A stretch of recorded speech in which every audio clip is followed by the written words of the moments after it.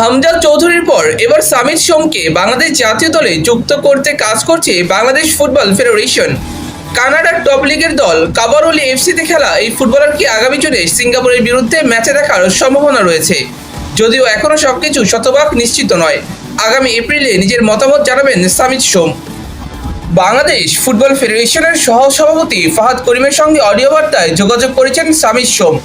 জানতে চেয়েছেন বেশ কিছু তথ্য, যেমন বাংলাদেশের পরবর্তী ম্যাচ খেলতে কবে বাংলাদেশে আসতে হবে, তাকে কী কী কাগজপত্র দরকার হবে এইসব বিষয়ে। সেই সাথে জানিয়েছেন 2-3 সপ্তাহের মধ্যে জানাবেন নিজের ফাইনাল ডিসিশন যে তিনি বাংলাদেশের হয়ে খেলবেন কিনা।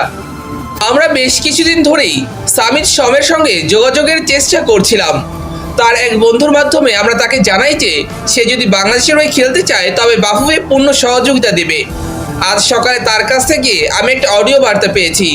ও কিছু বিষয় আমার কাছে জানতে চেয়েছে। সে সত্যি বাংলাদেশের হয়ে খেলবে কিনা সেটা আগামী এপ্রিলের মধ্যেই চূড়ান্ত হবে। সে এখনও একটা যদি কিন্তুর মধ্যে রয়েছে। তাছাড়া তার পাসপোর্ট নেই। তার বাঙালি বাবা মার কাছেও বাংলাদেশি পাসপোর্ট নবায়ন করা নেই, তাই প্রথমে তাদের পাসপোর্ট নবায়ন করতে হবে, এরপর তার পাসপোর্টের জন্য আবেদন করতে হবে। সে যদি সত্যি রাজি হয় তবে 35 থেকে 40 দিনের মধ্যেই আমরা পাসপোর্ট করে ফেলতে পারবো। এখন বিষয়টা নির্ভর করছে তার ওপর। হামজার পর বাংলাদেশের বিগ ফিশ বলা হচ্ছে এই সেন্ট্রাল মিডফিল্ডারকে। নিয়মিত ফিফা বিশ্বকাপ খেলা দল কানাডার বয়সভিত্তিক দলে খেলেছেন বেশ কয়েকটি ম্যাচ। 2014 সালে সাউথ ওয়েস্ট ইউনাইটেড ক্লাবে থাকাকালীন কানাডার U18 দলে ডাক পান তিনি। এছাড়া 2015 সালেও U18 দলের সঙ্গে গিয়েছিলেন মেক্সিকো সফরে। এর পরের বছর ইংল্যান্ডের U20 দলের বিরুদ্ধে কানাডার স্কোয়াডে ছিলেন তিনি। কানাডার U20 দলের হয়ে খেলেছেন 60টি ম্যাচ। ইনজুরির জন্য কনকাকাফ আন্ডার-20 চ্যাম্পিয়নশিপ মিস করেছেন 2018 সালে। এরপর কানাডার U21 দলের জার্সিতে খেলেছেন 4টি ম্যাচ। শুধু বয়সভিত্তিক দল নয়, কানাডার জাতীয় দলের হয়েও খেলেছেন সামিত সোম। 2020 সালে কানাডা জাতীয় ফুটবল দলের হয়ে 2টি ম্যাচ খেলেছেন বার্বাডোসের বিরুদ্ধে। 2 ম্যাচেই তিনি মাঠে নামেন বদলি খেলোয়াড় হিসেবে। তবে এখনও বাংলাদেশের হয়ে খেলার সুযোগ আছে তার কাছে। সামিত মূলত অপেক্ষা করছিলেন বিশ্বকাপের সর্বশেষ আপডেটের জন্য।